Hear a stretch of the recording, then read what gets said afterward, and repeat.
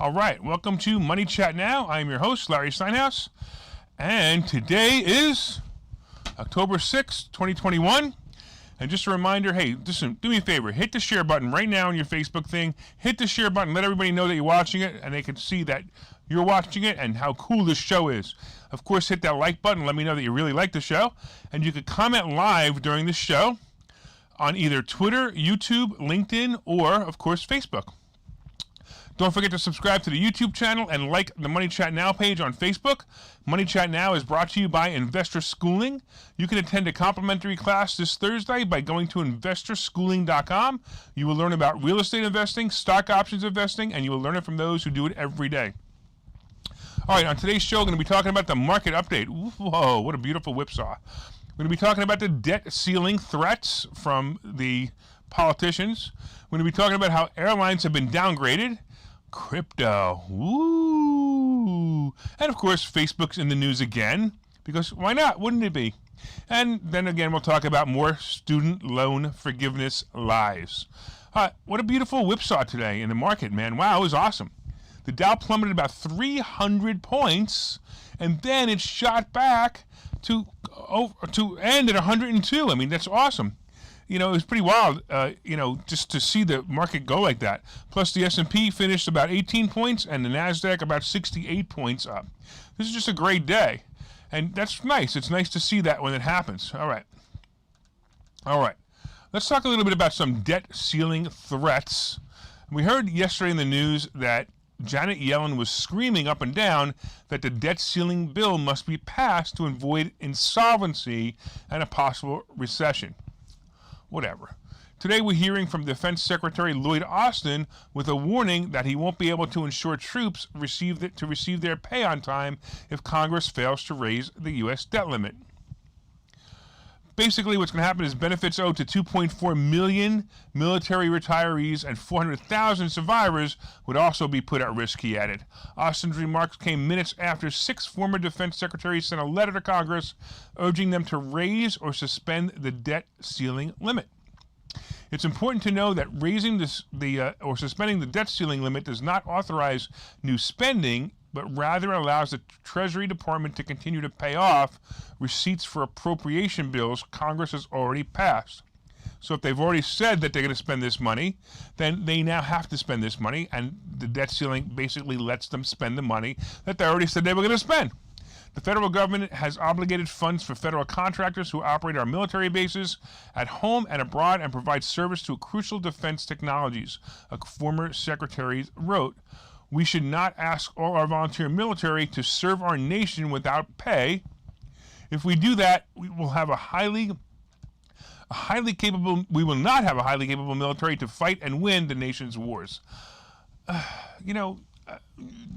These guys they're just extremists when they talk like that. It's like, who cares? I mean, seriously? I mean, I agree, yes, we should pay our military. We should pay the widows. All of this should be done. But please don't tell me that these guys are going to say, hey, you know what?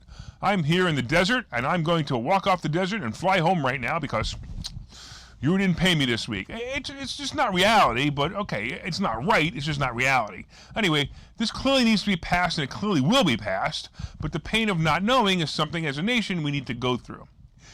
This is basically it's scaring the average money manager and investor because the default could be devastating to the economy. The good news today was that Senate Minority Leader Mitch McConnell offered a short-term suspension of the U.S. debt ceiling to avert a national default as an economic crisis until Democrats are able to pass a more permanent solution before the end of the year. So I love it. The Democrats are like, yesterday or the last couple of days, all the politicians are saying it's the Republicans are holding back and it's their fault that we can't do this. And the Republicans are saying, hey, if the Democrats just did their job, they'd get it passed. So here you go, Mitch McConnell to the rescue. We'll offer a short-term suspension, and here you go. That makes politicians just amaze me. I don't care what you are, Democrat or Republican. You just got to watch these people play off each other. It's unbelievable. All right.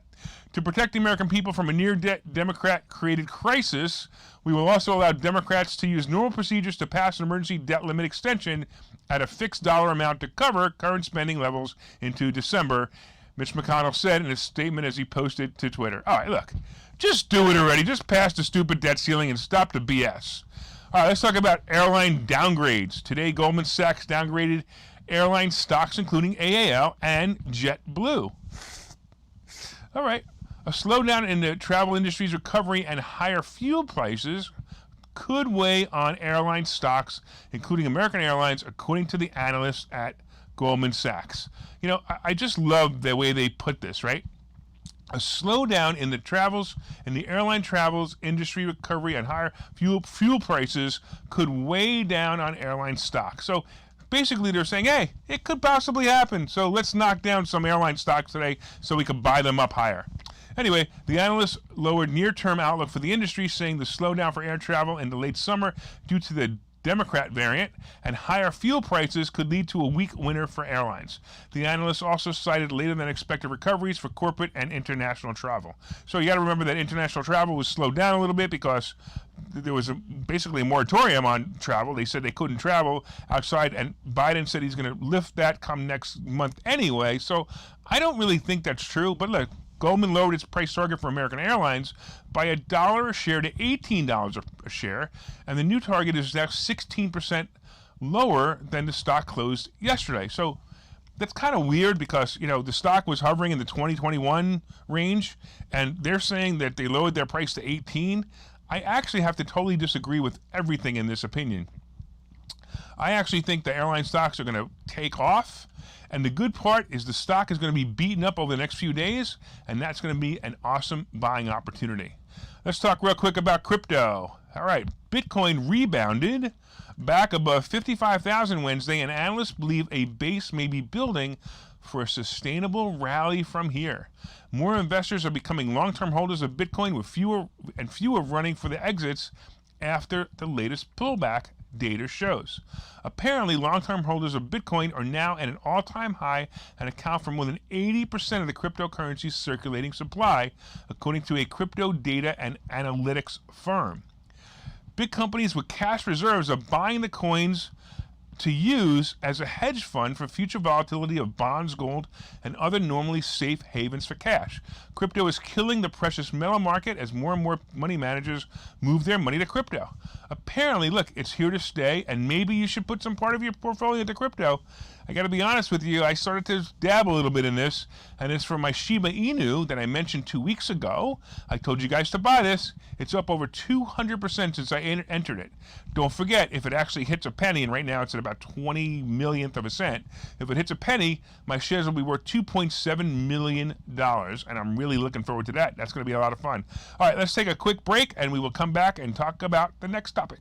Okay, so you've thought about investing in real estate, houses, apartment buildings, properties, but don't really know where to start? Well, what if you could very easily learn how to gain strategies to use other people's money to buy and sell houses in the Philadelphia area? If you could learn and network with successful area real estate investors and how to produce monthly income on rental properties without headaches, that place is Investor Schooling. With Investor Schooling, you'll learn from 2 Philadelphia area rockstar real estate investors, Phil Falcone and Larry Steinhouse, about how to buy and sell properties the easy way and teach you basic and advanced techniques to help you make money in real estate. You can attend Investor Schooling in person or online visual classes 8 times a month. You can and will learn how to make money in real estate. Call for free information and get a complimentary pass to one of these classes. But don't delay, as these complimentary passes are limited. Call the number on your screen now or visit investorschooling.com. investorschooling.com.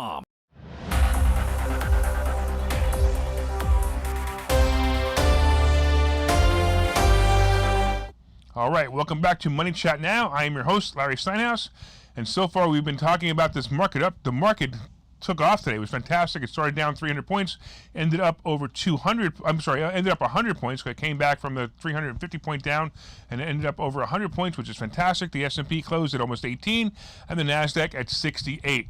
We also talked about the debt ceiling threats from the politicians and how Mitch McConnell is now the hero. Come on, really? We talked about airlines being downgraded and the fact that crypto might actually be here to stay. All right, I know crypto's here to stay, but really about crypto might actually work out pretty well. So coming up, we have a little bit of Facebook news, and we also have more student loan forgiveness lies by the Supreme Leader, Biden. All right, let's talk about Facebook news and what's going on. So you must realize that the last couple of days that heads are rolling at Facebook as the whistleblower Frances Haugen testified the other day on Facebook's bad business practices. Actually, you want to know the truth? I think they were good business practices, but they weren't so great for the users, according to Hagen. She quoted how Facebook was not doing a good job curtailing illegal activities on the platform and how they were now targeting kids as their next audience. Frankly, I found nothing really disturbing about Facebook's ideas. I mostly find it disturbing that they blocked the greatest president this country ever had, but allow pornographers and human traffickers to exist on their platform. That's the biggest problem I have, but nobody's ever going to talk about that. Either way, Facebook has decided to slow down their efforts to release new and questionable, or at least what they call questionable apps, for their platform. Zuckerberg wrote Tuesday in a Facebook post, "We're committed to doing more research ourselves and making more research publicly available." Now, I don't know if you got this release, because I got the release. I saw it. I mean, I just happened to see it on my Facebook feed. And when I saw it on my Facebook feed, he basically released a memo, and he put it out in a post on Facebook. He was apologizing and saying that he didn't feel that it was true and blah, blah, blah. But it was pretty good. I actually read it, and frankly, I didn't think he was a lying. If I personally didn't think he was a lying sack of crap and a promoter of the Democrat and socialist agenda, I probably would have thought it was a great publicity piece. Then again, when you're a $1 trillion company, you probably have great writers writing the fluffy retorts needed in this case. As far as Facebook stock goes, today was the second buying opportunity, and I believe it's all uphill from here until earnings. The Wall Street Journal did a great job on making great reading materials, in other words, to sell a paper, but they managed to put the stock down for their friends to buy it cheap, and you and I will benefit from this. I'm telling you, this is probably a last chance to get this thing at below 340. Let's talk about the student loan forgiveness lies. One of the biggest lies the Supreme Leader Biden promised was student loan forgiveness. As this lie unravels, Biden keeps making small gestures to make it look like he's fulfilling this promise. Last month, I reported that his administration was going to forgive the student loans of about 500,000 people who, guess what, are permanently disabled. That's right, if you had an injury or illness that made it impossible to work or pay your student loan, because you probably weren't going to pay it anyway if you were disabled or permanently disabled, right, it would be forgiven. How generous. All hail the Supreme Leader. Now he's actually helping another group. Check this out. To qualify for loan forgiveness, a borrower must work in a public sector job and have made 120 on-time payments towards repaying the debt. Okay, there's a whole lot of problems with this. 120 on-time payments toward repaying the debt. First of all, if you were stupid enough to take a student loan and drag it out for 10 years or more, and already paid back double what you borrowed, and now if you promise to help the Democrats, your loan might be forgiven if you didn't accidentally miss one payment or have one payment not on time in 10 years. Wow, he is so generous. I'm so happy that these children and these kids are going to get their student loan forgiven by this little beep. Of course, the program is only available to borrowers who have specific types of student loans known as direct loans. These loans are from the federal government.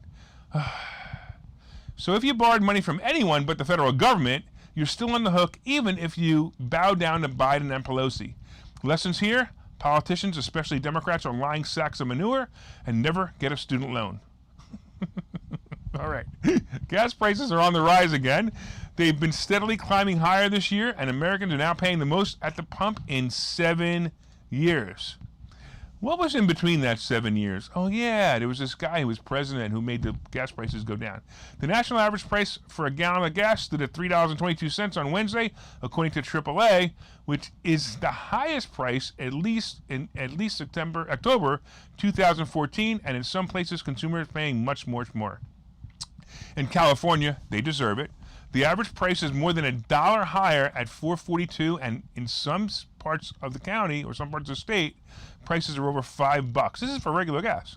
Rising gas prices comes on the heels of an oil rebound. West Texas Intermediate crude futures, the U.S. oil benchmark, traded around $77.60 a barrel on Wednesday after topping 79 in the prior session for the first time since November 2014. 1 year ago, a barrel of crude fetched about $40. I remember that. I also remember one time where the futures actually went negative because it was so bad. It was amazing. All right. So, of course, as you know, the energy and oil stocks will continue to rally, but I'd like to see some weakness before jumping in. Oxy is something I've been following. If it goes if it goes right around 2025, 26, I definitely would be a buyer. Let's take a quick break and we'll talk about what's going to happen next. Investor schooling needs a new slogan. Investor schooling? Never heard of. Investor schooling? Never heard of them. Investor schooling? Never heard of them. Any suggestions? Phil? Investor schooling. We never heard of you either. Investor Schooling. We never heard of you either. Register for a free class at investorschooling.com. Investor schooling? Those guys are everywhere. Investor schooling? Those guys are everywhere. Investor schooling? Those guys are everywhere. Investor Schooling. Those guys are everywhere. Register for a free class at investorschooling.com.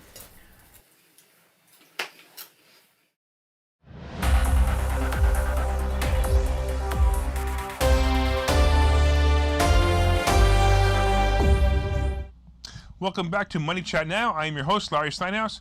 And I was watching that commercial, and I made that commercial a year ago. I realized it was a really bad commercial, but I made a commercial a year ago, and I think I had a lot more hair last year in that commercial. That's really starting to scare me. All right. So far, we've been discussing the fact that the market's up about 100 points after dropping today about 300 points. We talked about the fact that the airlines are being downgraded. We talked about Facebook. We talked about the student forgiveness lies. And real quick, I want to bring up, we got two guys, a couple of people who left some comments. And Ian says, I don't think the market cared about the debt ceiling. I think it's waiting for Evergrande or a bigger picture with China that hasn't fully dropped yet. You know what? I agree and disagree. I mean, certainly China's going to be a problem, especially with Evergrande. Evergrande is a nightmare over there. But Evergrande is a little bit different than the situation with Lehman Brothers, which is what everybody's talking about, how Lehman Brothers, started the crash of 2008 by going bankrupt. But I think Evergrande probably won't go bankrupt. I think it's going to be a very small company after a while. But also, it's attached to some real estate. So the real estate is worth something where those derivatives were worth nothing. I also believe that it is the beginning of a possible bear market. I don't know if it's going to happen. When I say the beginning, I think that we're going to see full bear probably in the springtime. But we're definitely starting to move towards that bear market, and we're going to get a couple of pops. And if you're smart, you'll take advantage of those pops. And of course, today was a nice whipsaw. I even predicted it this morning on Facebook. I thought about it. I said, hey, this is going to happen. It's going to be a whipsaw day. And if you look back on my post, first thing in the morning, I said it's going to be a whipsaw day. And there you go. Speaking of Facebook, by the way, I'm a buyer, and I said this before, I'm a buyer at these levels. And if you see any weakness in the next few days, and you might jump all over it. To me, this is an easy earnings play. I would even think that the guidance that will come from Zuckerberg will be strong as the Wall Street Journal's Facebook Files series ends. I also think Apple is a play into earnings. I think Pinterest is a play, and I think Uber is also going to be a play. Now, look, we talked about the fact that Goldman beat up the airline stocks. I disagree. I think the airline stocks are going to be a great play, and I think Goldman just gave us a nice opportunity to buy some of them. As a matter of fact, I'm going to look tomorrow. I'm kind of hoping that tomorrow we're going to get a little bit of drop in AAL, and I'm going to actually buy the stock and sell the covered calls because I think that's going to be an awesome play. Again, Robinhood and Coinbase are also going to move higher. And look, sure enough, Coinbase moved up today. I don't know how much it moved up, but it moved up pretty well. And crypto is moving up higher. And look, we talked about this before. I talked about a couple of great plays, including Shiba. And by the way, Mike is asking where he could buy Shiba. So Coinbase, if you don't have a Coinbase account, get a Coinbase account. And you can get Shiba Inu in Coinbase. It's riding right around 23 millionth of a cent right now. And if it goes to 1 penny, you're going to be really, really happy. All right. So keep watching Money Chat now. Don't forget to hit the share button. Don't forget to hit the like button. And don't forget to tell all your friends about it. We'll see you tomorrow, of course, at 4:03.